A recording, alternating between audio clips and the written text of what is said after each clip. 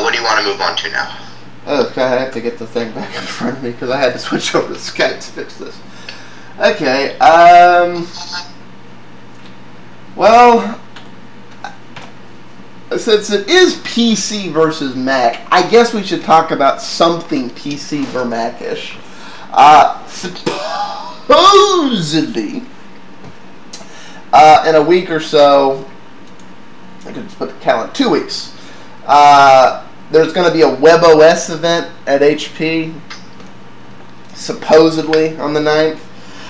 And supposedly that's also the rumored date for Apple's announcement in the post-Steve Jobs or pseudo-not-Steve Jobs world. Do we think HP did this on purpose? Do we think Apple maybe is gonna, not mess with this as a result of that? Do we have any thoughts on this one way or the other? Well, I don't. Is this generally when Apple would do their announcements? Because I know they do it at like a regular time in the year generally. Well, it varies. It's somewhere along here, but any time between now and the end of February would be about the right time. Okay. So if it happened on the 9th, it wouldn't be unsurprising. We should note, though, this is a non-Steve Jobs year. This is not an atypical year for Apple. Apple did not do their announcement, their quarterly earnings announcement, at the time they usually do. They moved the date. Apple's been doing a lot of things a little non-atypical this quarter, primarily because, if you look at them in retrospect, Steve Jobs is sick. They knew they needed to do this in a way that Steve Jobs could move away from Apple, and it didn't interfere with other things. So Apple's very much been catering to that this quarter. I think that whatever happens with WebOS, it's going to fail. I haven't given up on it yet, even though it's not my cup of tea, because I'd like to see some competition. And I would too, but I just don't think that HP is the right company to give it. Well, historically, yes. HP buys something to destroy it. We are HP. Give us your soul. It's like I mean, to know what we're talking about, I have two companies for you to Google. Google Compaq and Google EDS. Google those two companies and you will understand what we are talking about. HP just kind of comes in, buys a company, and the company dies. Everything it had, like, they want the name, they want the reputation, but they don't want any of the people or technology. So, unless they can figure out how to rebrand it HP, and then it just kind of disappears into the HP synapses in its current form, and all improvements and innovations stop. So yeah. I mean, to be honest, I don't even see Windows Phone, good to take off either. Well, while we're on that note, yeah, Windows Phone, and this was actually, I threw this in here and saw it. Windows Phone is, learning that, it ain't so easy, Microsoft, is it? In that, and this goes back to what we were talking about in the last part with neutrality and so on and so forth, in that it is ridiculously hard to keep a product in the cell phone industry up without getting the cell phone companies to make huge concessions or making concessions purely for the end user. I hate to say it, but the only company who's gotten that aspect of the mobile market right is Apple.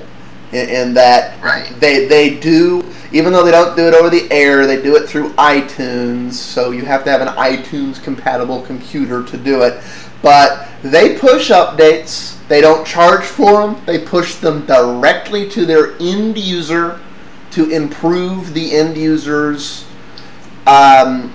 experience, at least as Apple wants it improved.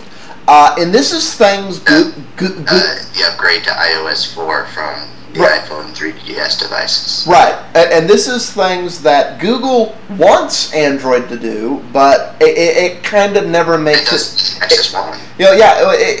With the exception of the Nexus One, which is Google's phone, it tends not to make it to the end user.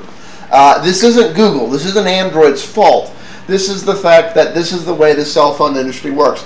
You should be glad the computer industry doesn't work this way. If the computer industry works this way, this is how it would work. I would go to the store. I would buy, like, say I buy an HP computer. Okay, for me to get the Windows update the way the cell phone industry works. Say I went to Best Buy and bought an HP computer. Best Buy would have to go to HP and buy the update that HP got from Microsoft, because Microsoft would sell it to them. Google doesn't sell it. Google, it's free.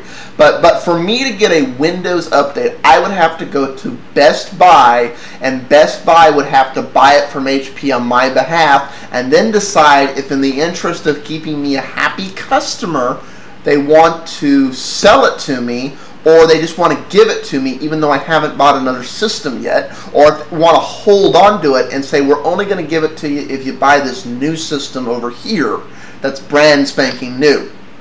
It's like, we'll give it to that system, but we're not going to give it to you because you have last year's model.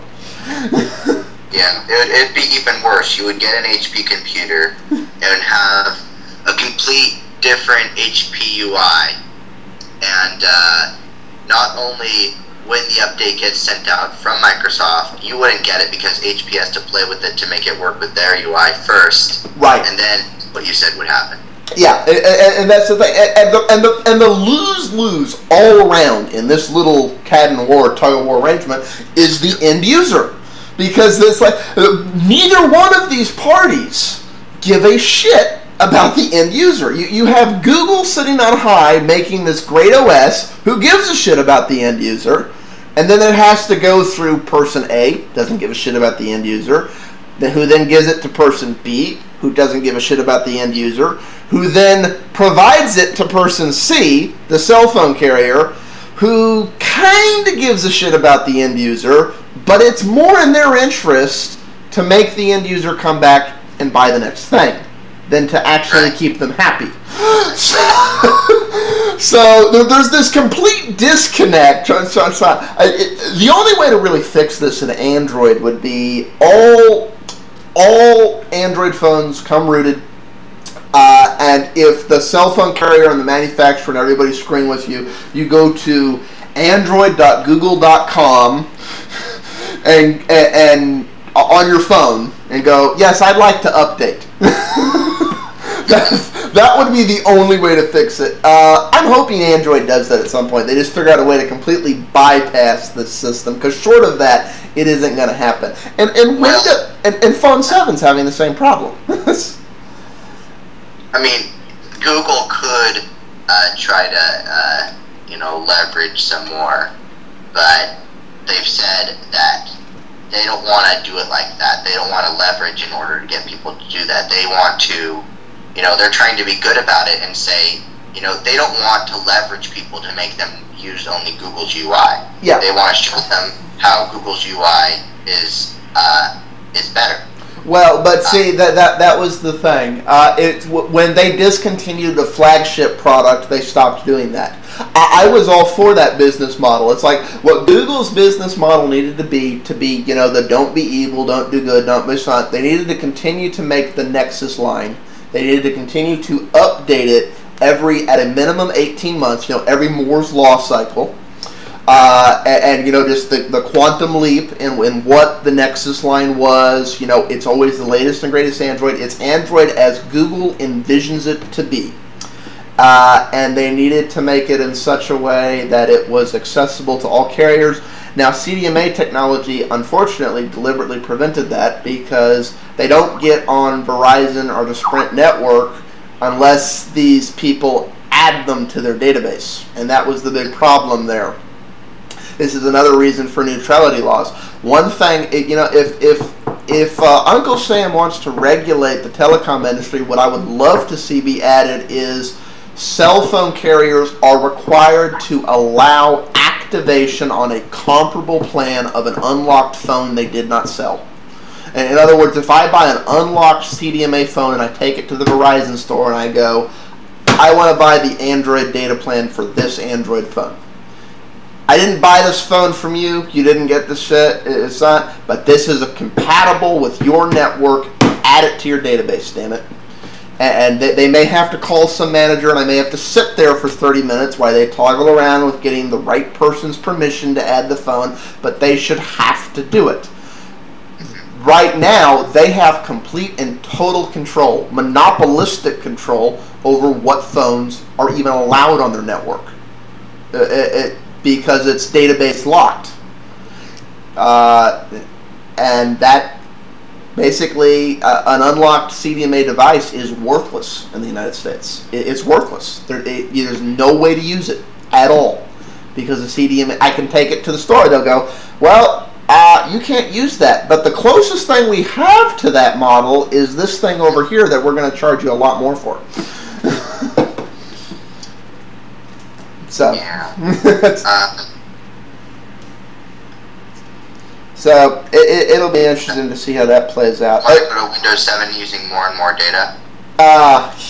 Yeah, that's the other thing going on with Phone 7. There is a bug. Microsoft claims to know what it is. They claim it's some third-party app. Which doesn't make any sense if you know about Phone 7, because Phone 7 doesn't do multitasking, yet somehow there's some third-party app entirely outside of Microsoft's control running in the background on Phone 7 devices using data and using more and more and more and more and more. Basically, if you have a Phone 7 phone, which is on AT&T in the States, is on AT&T. Yeah, it's on AT&T only, and I'm like, maybe this is why AT&T just jumped at Phone 7, because they institute this data cap thing, of which you either have 200 megabytes or 2 gigabytes, and what Phone 7 phones do is they sit in the corner without you doing anything and just use data. So I'm like, oh, that isn't going to result in overcharges at all.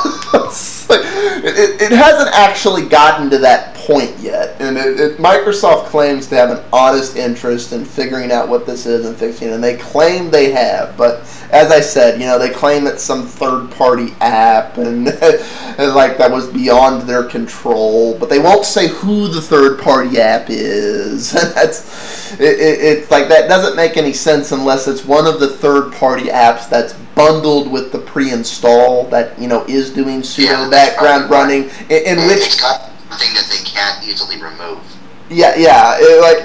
In which case, then whether Microsoft wrote it or not, Microsoft's pre-bundling it with Phone 7, so they kind of are responsible for it. You know, in the same way when Apple dictates in the iOS marketplace, well, we're going to have complete draconian control of what apps wind up in here, and then they act shocked and surprised when there's some bit of code that can just be turned on to activate features that weren't in the thing. They're like, hey, wait a minute, that wasn't there initially. What do you mean you could just do that? It's like wait a minute, you had draconian control. You vetted this. You approved it. You don't get to claim ignorance on this. It's like... We're like, well, wait, we didn't actually have time to look through all the code. Well, then, why did you need control then? That's what your control's for, right? Okay, but what about the embarrassing jailbreaking? Which aspect of that? The fact that there's people out to jailbreak Phone 7 phones, or that Microsoft's kind of embracing them? Well, I mean, I heard that, you know, the PS3 hacker that Sony is suing? Apparently Microsoft offered him a job. Yeah, no, he basically said, I'm going to hack the Phone 7 phone. And instead of attacking them like they did with the Kinect, you know, the open source community goes, we'd like an open source driver for the Kinect, and Microsoft goes, die! Die! Well, they realized that was a little bit of an overreaction. Kinect to be open. Say what? They didn't respond that bad. didn't they say in like a release that, you know, we don't want this to happen, but we did make the Kinect. We didn't. Well, okay. Their initial reaction was basically something along the lines of it violates some patent, and no, you're using our product outside the guidelines, and no, we can't allow this. No, if you do this, we're gonna have to. Right. Then they realized that there was a complete overreaction, and they moved to their politically correct reaction you're talking about it. Well, why we prefer it not because we'd like to do this. We understand. So, and I personally directly blame the open source driver for a shitload of Kinects selling over the fourth quarter because people were like, hey, I can plug this into my computer and do shit with it.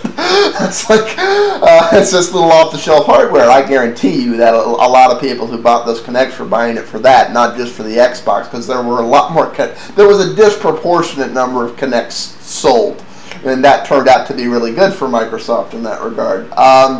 They realized that they kind of need to embrace this anti-culture, especially given all the problems with Phone 7, like we were talking about the updates earlier. So yeah, their reaction now to, oh, you want to use our product outside of its designed, pre-approved Microsoft little box Redmond guidelines, come here, we have a job for you. It's like, right. It's like a complete 180 from the, because they realize, oh, you mean? I mean, it's good. The people who do the jailbreaking, you know, they often do. You know, there's a lot of developers that make really cool apps on jailbreaking phones. Mm-hmm. Well, no, and honestly, I think encouraging the hacking culture in your product is always a good thing. It's kind of one of those things I'm sorry to see Apple has now declared war on. If Linux ever does it, it's going to be the end of Linux. Linux cannot survive without that hack culture. Linux has the ability to ignore that because those are the people that make Linux. Yeah, yes, I know. It's one of those things unique to Linux, and it's one of those reasons that commercial companies always have a hard time making sense out of Linux because that uses the Linux culture. The Linux culture is, if it doesn't work, make it work. That is literally the Linux culture, which means if you don't solve the problem, they'll solve it for you, only not necessarily in the way you want it solved. So you better get on that problem. It's like, because then you'll have to deal with the way they solved it if you don't solve it fast enough, and you'll just be stuck with it.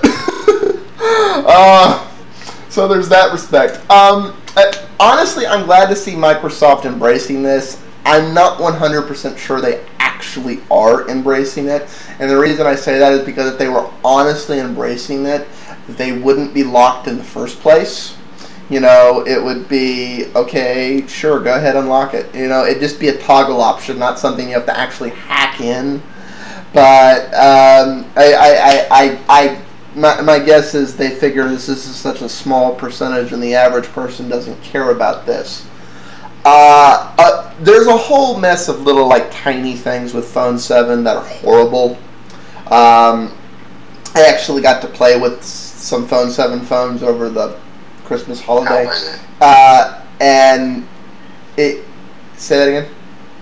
How was it, I said?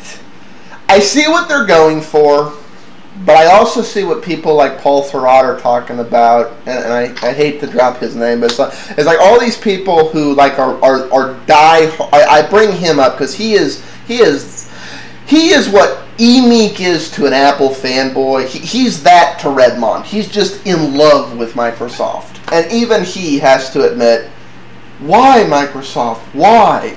There are these little things in Phone 7. They're really more minor inconveniences. They would be things like I click the launch bar in my Linux menu and it doesn't quite display right, and there's just these little tiny things where you can tell, okay, I've gone like A, B, G, D, Z, and I've discovered a bug. This obviously was not supposed to do this. And I did something kind of out of order and I triggered unusual behavior. Okay, it's one of those, like, yeah, okay, this is an oversight, it's a bug. The problem is, it's 3 weeks, it's been 3 months, not one of these damn bugs has been fixed. And there's these little, they're all little tiny natty things, and they just get in the way of enjoying this to save you from your phone whole thing that Phone 7 is supposed to be. I could see if all those little natty things were fixed, that Phone 7 really does have the potential to give iOS, Android, and all the others a real run for their money. It has the potential to do that. Phone 7, in my opinion, is very Windows 1.0-ish. And that you're like, if they would go and cook this, it could be useful. But they haven't gone and cooked it. And it desperately needs to be cooked. The thing I did not know that it did when it's on, and I called one of the people when I heard other people talking about this. I go, I want you to do something for me. Do this, and do that. Apparently, this is a universal bug in Phone 7 phones, and they didn't even know it because they had grandfathered in plans, which most people who have these devices do at this point. It's the new people coming in that are getting these "Oh dear God" from hell plans. But this is actually a flaw in Phone 7. If you start a download on the wireless and you set the phone down on your desk, screen turns off, it switches to 3G. And it starts using your very limited data. And there's little bugs like this that, okay, bug, but bug that's going to drain my wallet rather quickly. Yeah. That problem's actually a problem on Android, but it's actually a setting. You could just check mark. It says on standby, I switch to whatever. Right. But I did go into the settings. But when I originally got my Droid X, when I did, when I was using it for internet, and I set it down, when the screen turns off, it does switch to 3G from Wi-Fi. Right. However, and they set it that way because the reality is they want you using their network so they can charge you for it. I know that's going to be the default setting, but like you say, it's a setting you can change. In Phone 7, it's not an option. It's just the way it's been set up. It's one of those. There's all these little oversights in Phone 7, and that, well, this is what everybody else does. But everybody else gives me the option to change it if I don't like it. Even Apple will Apple's solution is actually a little different. Apple's solution to that is we're going to lock certain behaviors to Wi-Fi only, and their behaviors like that. And I think the real reason Apple locks those behaviors like Skype and other things like that to Wi-Fi only is because they are bandwidth intensive. And as far as I know, in an iPhone, there is no settings thing like you're talking about in Android to change the default behavior. And since they don't let the end user screw with the default behavior because it would be too complex, they just, on their behalf, protect them from it.